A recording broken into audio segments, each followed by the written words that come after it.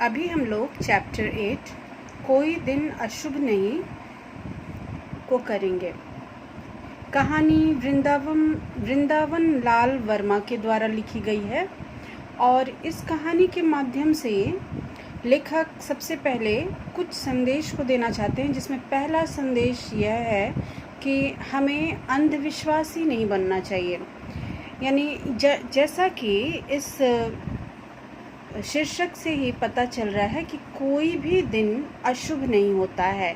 यानी ईश्वर के द्वारा सभी दिन का निर्माण किया जाता है और हर दिन बराबर का महत्व रखता है।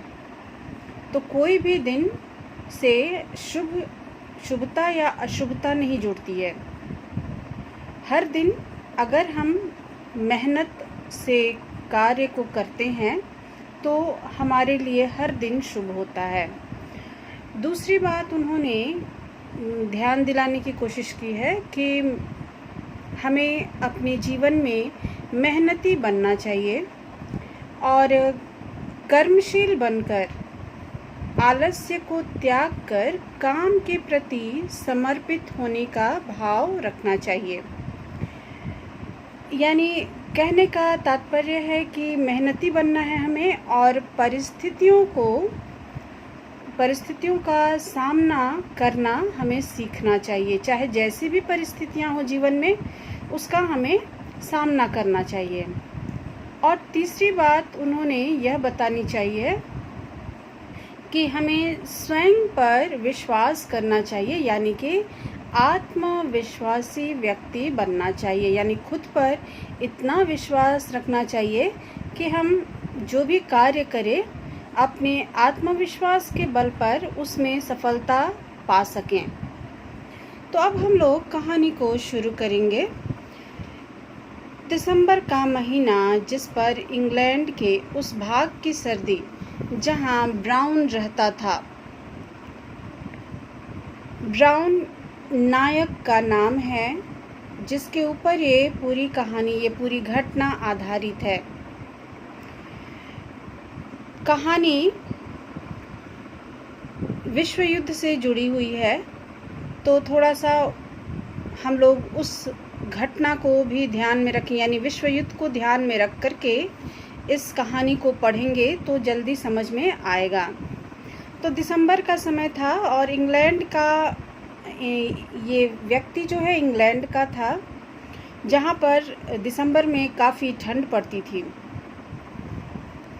वह रहता था समुद्र किनारे के उस हिस्से में जहाँ कोहरा फुहरा और हिमपात न चैन लेता था और न चैन लेने देता था। तो समुद्र के किनारे वाले उस हिस्से में ब्राउन रहता था जहाँ पर अक्सर मौसम में कुहासा घिरा हुआ रहता था और बहुत बार हल्की बौछार, हल्की फुहरा मतलब हल्की हल्की बारिश बर्फ़ की, या फिर हिमपात यानी कि काफ़ी तेज़ बर्फ़बारी होती रहती थी। और ठंड इतनी अधिक थी कि लोग वहाँ पर बहुत मुश्किल से अपना जीवन जी पाते थे। ब्राउन अपनी बूढ़ी माँ, पत्नी और 2 बच्चों के साथ एक कमरे की दीवार की तह से लगी हुई सिगड़ी में कोयला झोंक कर आग ताप रहा था। तो यहाँ पूरा परिवार एक कमरे में एक साथ बैठा हुआ है और सिगड़ी जो होती है, अंगीठी, जो जाड़े में बहुत अधिक ठंड वाले स्थानों में जलाया जाता है, कोयले की अंगीठी होती है। और वही कार्य ब्राउन कर रहा था, यानी सिगड़ी को बार बार कोयला डाल करके उसको गर्म करके रख रहा था ताकि उस कमरे में गर्माहट बनी रहे और ठंड से वे लोग बचे रह सकें। सांझ हो चुकी थी। ब्राउन अंग्रेजी जहाजी सेना में एक पनडुब्बी सबमरीन में का नायक रह चुका था। तो यहाँ पर हम लोगों को बताया जा रहा है कि ब्राउन क्या काम करता था। तो ब्राउन जो था अंग्रेजी जहाजी सेना में एक पनडुब्बी सबमेरीन का नायक यानी कैप्टन रह चुका था। नौकरी की चिंताओं से मुक्त होकर अब वह पेंशन पा रहा था। नौकरी की चिंता से मुक्त होना यानी कि अब वो सेवा से निवृत्त हो चुका था, यानी रिटायर्ड हो चुका था और उसे अब पेंशन मिल रही थी।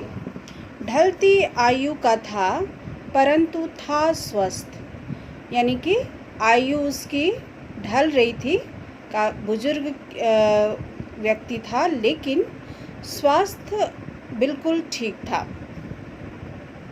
वह उस समय अपने और साथियों के कुछ समुद्री अनुभव रोचक ढंग से सुना रहा था। बच्चे तल्लीन थे, उसकी माँ झपकी ले रही थी। पत्नी की भी ठंड छूट चुकी थी, परंतु वह गृहस्थी की किसी समस्या में उलझी हुई थी।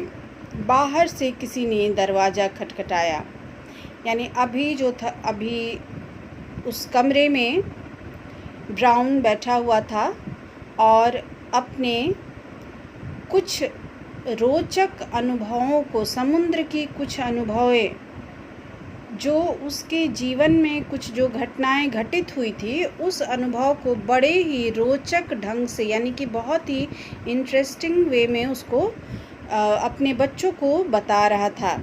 बहुत ही सुंदर ढंग से वो अपने बच्चों को सुना रहा था और बच्चे उस कहानी में लीन हो चुके थे, यानी बिल्कुल मग्न हो गए थे कहानी सुनने में। माँ आग की गर्मी पा करके माँ को नींद आ गई थी और पत्नी की भी ठंड छूट चुकी थी और अब वो घर के काम में व्यस्त हो गई थी। लेकिन उसी समय किसी ने दरवाज़ा खटखटाया। ब्राउन की पत्नी बाहर गई और एक तार लेकर आ गई। तो पत्नी बाहर गई और तार लेकर के आई। तार जो है उस समय का, यानी जिस समय की ये घटना है विश्व युद्ध के समय की, तो उस समय तार के द्वारा बहुत, जब इम्पोर्टेंट कोई मैसेज देना होता था, कोई संदेश देना होता था, तो संक्षिप्त में तार के द्वारा उस संदेश को भेजा जाता था। और तार की विशेषता यह थी कि ये जो भी समाचार दिया जाता था, जो संदेश दिया जाता था, वो बहुत ही जल्दी पहुंच जाता था। और लेकिन तार में बातें जो थी बहुत छोटे रूप में लिखा जाता था।